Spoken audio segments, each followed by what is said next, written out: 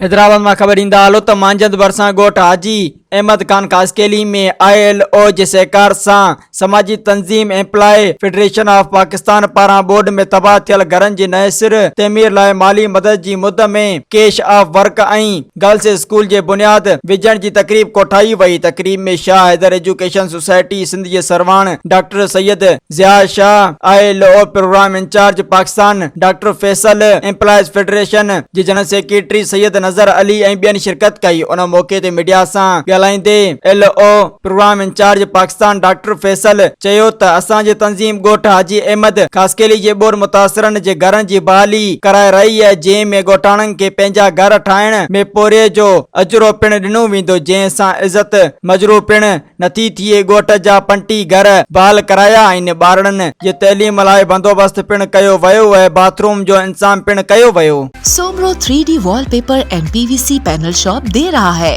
सबसे अच्छी सर्विस, बेहतरीन क्वालिटी के आला मयार वॉलपेपर और सीलिंग खूबसूरत डिजाइन और कलर्स में दस्तयाब है। हर किस्म के PVC वॉलपेपर्स और सीलिंग लगवाने के लिए हमसे राब्ता करें।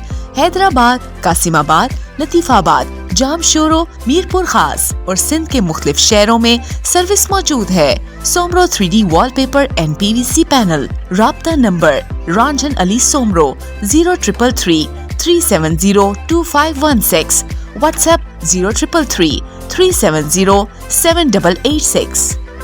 मज़ीद ख़बरनि ऐं तफ़सीलात लाइ विज़िट कयो असांजी वेबसाइट www.awamiNewsHD.com ऐं ॾिसंदा रहो अवामी न्यूज़ HD।